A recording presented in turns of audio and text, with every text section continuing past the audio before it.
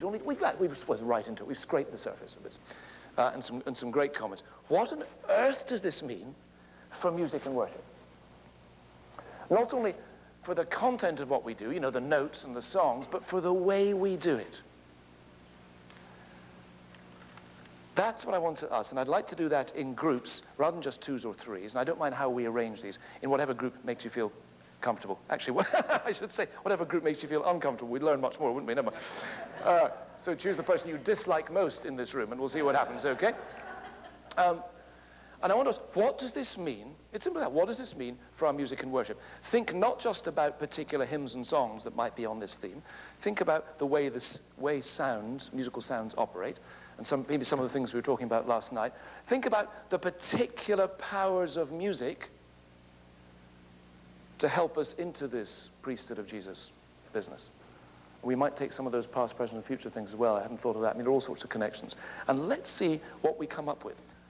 Okay, fine. Well, what did we find out? Or what did we... let's have 5 or 10 minutes on this, and then we can have more open discussion. Let's just see how the discussion goes. Any things that we thought about, particularly now with regard to music and worship. Anybody want to kick off? Yeah. I think you were talking about this idea of a corporate priesthood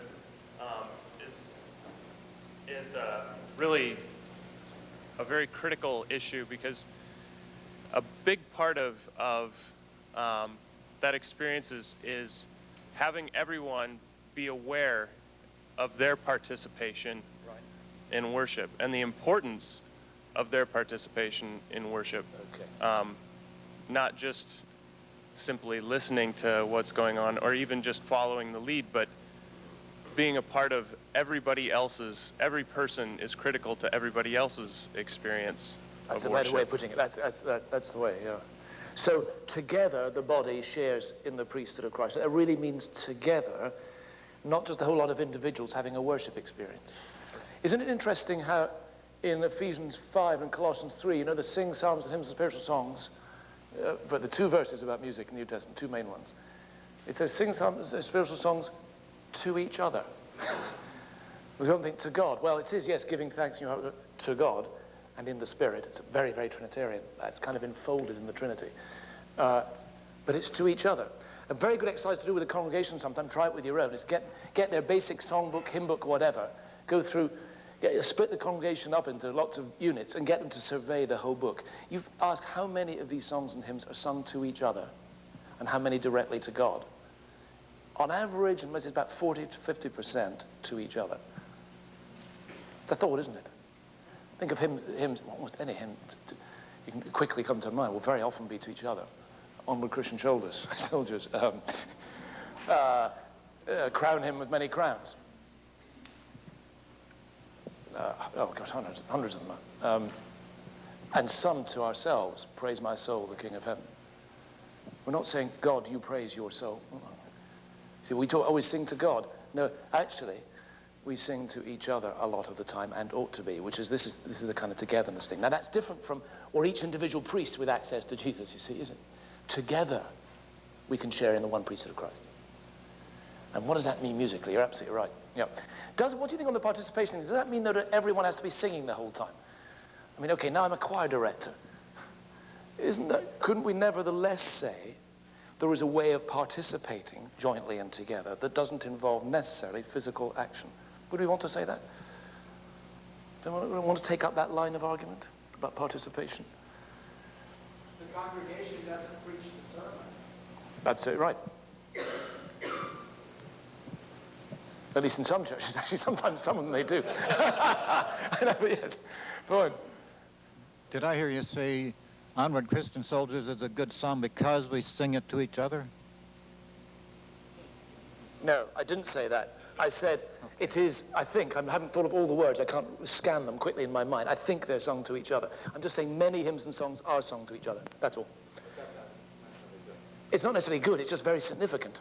It doesn't necessarily make it a good song or a hymn, but it's just very significant because we talk a little bit carelessly sometimes if we actually sing directly to God the whole time. We're singing to each other a lot of the time if we take those words seriously. And that means we should be thinking much more about encouraging each other through and with our songs, rather than just having a great experience myself. And that's terribly, very, very New Testament. That's very much the way they're thinking about worship in the New Testament throughout. I'm sorry on that. No, just thinking about, say, when a choir sings well, and it depends on a lot of things, doesn't it? But couldn't they be focusing the prayer and the song of the congregation so that you share, as it were, they're doing it vicariously for you? And when they do that, are they not themselves embodying something like this priesthood of Christ that we're talking about? See what I'm saying? Now, it doesn't always work like that. Sometimes it's just the opposite, isn't it? They sing, we have nothing to do with it, and I don't understand, and I don't like it, and I feel alienated. That's the other side of it, okay. But have been times, dare I say, I just lay my own cards, I like a great deal of variety in that. One of the places I sometimes go to is King's College Chapel in Cambridge, which is only 5 minutes away, so it's kind of handy. And there's very little participation, in one sense, there. But there have been times when it is, because the singing is so near perfection, in fact, it really is. I can't imagine it could be very much better for many of the things. The times they sing something and I have just been completely uplifted because I have been taken by them. That doesn't mean sung at, actually. It means being taken. My worship is focused. It's back to that focusing ministry of music. And insofar as that happens, I think that is a sharing in the priesthood of Christ. At least I put my own cards on the table there. I think something like that's going on. Anyhow, let's have some other comments. Do take that up or something else. Is the microphone going to bounce at me again from somewhere? Yeah, it's okay. Just to add a comment that in some songs, worship songs, we're actually singing to ourselves. You know, lots of first-person pronouns and so forth. Yep. I think there's a place for that as well. The problem is if that's all you ever sing. And there are kinds of worship, and I'm involved in a great deal of this worship myself, but there are kinds of worship where it would seem the only kind of togetherness that's really going on is that you happen to be together having your individual worship experience. There's a song that's very popular in England at the moment. It's all about me and you, Jesus. Well, sorry, folks, it isn't actually all about me and you. Certainly not the New Testament. It's about God creating a people for himself in which, by the grace of God, we have a part to play. And the body as a whole sharing the priesthood of Jesus. I have to say that sometimes. Having said that, within that dynamic, there is a place for just the intimate song. Of course, there is a place. But if that swallows up the whole of theology, the whole of theology worship, we've got a problem, a big problem on our hands. So that has an element, but the trouble is it tends to swallow the whole lot up rather quickly if we're not careful. I'm saying we're really controversial now, yes? Does that also affect prayer and worship? Prayer, undoubtedly. Could you say more of that? Well, you know, often in the Protestant tradition, one person is doing, in the Protestant tradition, one person is doing the praying for us. And we miss the opportunity of, other than saying the Lord's Prayer, in many cases, not being able to offer up prayer together. I know. That is a problem. But there is a prayer, isn't there? Okay, that's one danger. But there is a kind of prayer when one person is praying for you when you feel totally included, if it's done skillfully. Do you know that kind of prayer as well? There's a kind of prayer that's so beautiful and eloquent and alien, you think, oh, crumbs, I can't identify with this at all, right? But there's another sort which takes you in. And an illustration I very often use with my students in the seminary about this is when you're praying with someone at their bedside in a hospital and they can't pray. Let's say the patient can't pray. I forget one of my first, I was really crass, naive, 21-year-old or something, seminary student. I went into a hospital, and there was this poor man, he was wired up to every conceivable machine I think the hospital had, whatever, and he could just about blink, and that was it. And I said on my way out, take care, or something like that, take care of yourself. I thought, crumbs, this is unbelievably crashing. But now, when you're praying for someone in that kind of condition, presuming they're conscious, I often say, you see, how are you praying? You're praying as their substitute and their representative. You're praying as their substitute because they can't pray. Okay. They can't have one. They can't even open their mouths, let's say. But it's incredibly important you're praying as their representative. That is, you're praying the prayer they could pray if they could speak. That they would pray if they could speak. Now, at that point, it seems, what are you doing there? You are embodying the high priesthood of Christ at that point. You're embodying Jesus next to them, taking their cloudy, unfocused, awful prayers, which they can't get together, and concentrating them, making them something, and taking them to God. Do you see what I'm saying on that? That's the representative ministry prayer. I think we forget historically, though, for example, that both Calvin and Knox issued prayer books. Of course, absolutely. They insisted on free prayer, as they called it, as well, in which one person would intercede for the group, but then they had group prayer. Well, this is why liturgy at its best can focus, you see, can distill.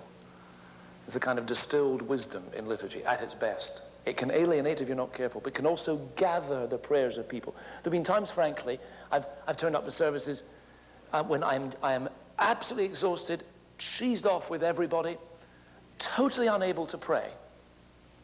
And the last thing I need there is someone just shouting prayers at me. And some great prayer of Cranmer or something that's survived 400 years does the praying for me. Now, could people say, oh, it's terrible, you ought to be praying. Sorry, I just can't now. But you'll have to pray for me. Now, that is an embodiment of the priesthood of Christ, it seems to me, at its best there. That's an embodiment of the priesthood of Christ. I had a woman came to me not so long ago who was an absolute mess, terrible state and all the rest of it. She said, I can't believe all this stuff that we're talking about at the moment, all this gospel and Christianity stuff and all the rest of it. I will soon, and I have before. But just for the moment, you're going to have to believe for me. That's very important, it seems to me. That's the priesthood of Christ. He actually, that's the whole point. He is faithful for us. He is the faithful one. He believes for us. Now, that doesn't mean to our exclusion. Of course it doesn't. But there are times we have to embody that for people. I'm here for you, and you don't believe, but I'm going to believe for you now. And I'm going to pray for you in the richest sense of that phrase. Now, question is, how does music do that? Music surely can have a key part to play at that point. That's why what's so wonderful about music. It can take the words of hymns into people's hearts, even at times when at that particular point they don't quite believe it. And they can carry these words so that at moments of crisis later on or whatever, the words come back. See, we see what I'm on about. Let's have some more comments. I'm talking too much. What am I talking about? Sorry. Carrying away. Yeah. Say something about the difference between worship and evangelism, and how the music might be different if you're offering the music as a royal priesthood as a sacrifice. I mean, I'm thinking of the difference between a beautiful evensong, which is sung in perfection in England, versus an evangelistic service where you would not pick the same kind of music, and you don't perhaps even care if it's perfect. You're trying to reach people, and I don't know what the answer is, or whether they can ever be the same or not. Can you have worship when you're trying to do evangelism?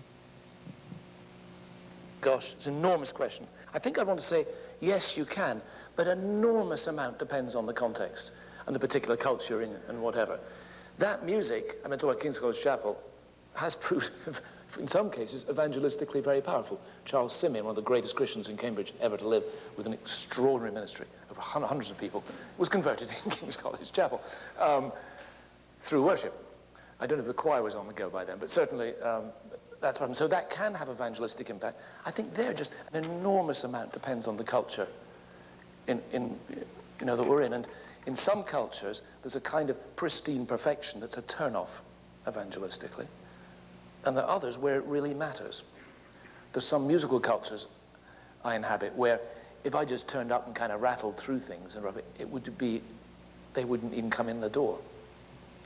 So I don't want to say everything's context, but a huge amount. Would you not think? Depends on the context of that one. What's your own convictions on that? I sort of turn off these things, and people use that as an argument and say, yes, but nobody is going to like the kind of music that you do. We have to do. Well, we haven't talked about that yet today. What is it called? CCM, Contemporary Christian Music, but that's what we need because we want our church to grow, and I'm just uncomfortable with that. But I know that. But I'd like to hear what you say. What is that? The 7 deadly sins of CCM? Could you tell us what they are? Isn't that in one of your books? No, definitely not me. No, well, that's what it says. That's what it says on Amazon. The church musician. What is it called? It's a book that's out of print. I never heard of it until yesterday when I was reading Amazon. Oh, all right. So it was some. It was an. CCM is not. I don't know what. I've never heard it until now. So it's not a European term at all. Oh, I know what you're talking about. I think it's. I don't know. I don't use the term on a daily basis. No, I know what we're talking about. Okay. No, I quite agree. We must be very careful not to assume that is always going to have evangelistic impact or is the best kind of music for evangelism. Anything, but I quite agree on that, very much so.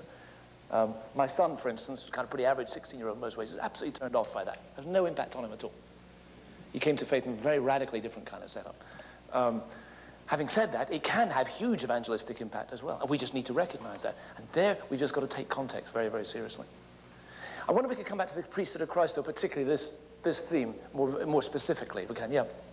If I could just add to her comment, I go to a church that's growing very rapidly, and it is an evangelical church, and I have a great burden for our worship at this time because I feel that our worship has been tailored to be seeker-sensitive, to the people that are actually, you know, the lost unbelievers that are coming in the door. And so I just feel that we cannot let our music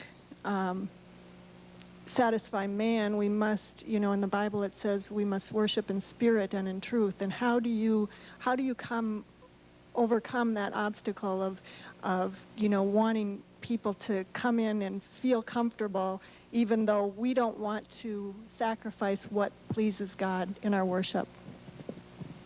The principle at stake there is there has to be connection. There has to be cultural connection with wherever we are. That's number one. But the second thing is that's not the end of the story. In other words, the gospel is richer than just meeting a need in a particular place. So it's one thing to say you start where people are at, or you're a sense where people are at. It's quite another to say you always finish there. And we need to remember that musically as well. So I'm unashamedly, in one sense, elitist on this, in that I do believe that in church there is such a thing as educating people musically, or better, educating people in the gospel by using lots of different kinds of music. I passionately believe that. So yes, of course, you just got to be realistic, for goodness sake, you know, in a particular context. But if that means having only one diet, one type of music, or starting with that music and finishing with that music, that seems an awful shame. And the reason it's a shame is because different music has different kinds of music have different capacities to open up the gospel in different ways. Now that relates, sorry, I really don't want to hold to this theme we can a little bit more, but that relates very much to this theme of the priesthood of Christ, that Christ identifies with us, this is the Hebrews theme, identifies us where we are in a particular situation. So when you are seeker-sensitive, we're going to use that, seeker-sensitive, or being culturally appropriate, is not just common sense, it's also a theological thing, because Christ the high priest meets us there. So the music, if it's going to embody the activity of the priesthood of Christ, must meet people there as well. And we can do it wider than that. It's not just styles of music, it's people's moods, frankly, I think. As I say, very often I've turned up to church, I really do not want to worship or pray. A lot of people don't. Now, is there a way of ministering to people musically in that setting that doesn't pretend they're somewhere else from where they really are at that point? Is there not a case for more kinds of music in worship that take brokenness, pain, frustration, a thing I haven't got time to deliver now, delayed gratification, and the fact that we haven't yet reached the fulfillment, all these things very seriously. Now, if you take that seriously in worship, that is embodying the high priesthood of Christ, because it's saying Christ meets them at that point. At that point. Or the Psalms, I mean, so many of them are in protest mode. A lot of them are very angry. Do we shove all that out, or do we say, no, actually, that's where a lot of people are at the moment. They may not end there, we don't want to finish there, but we've got to take that seriously. And is there enough music that embodies that?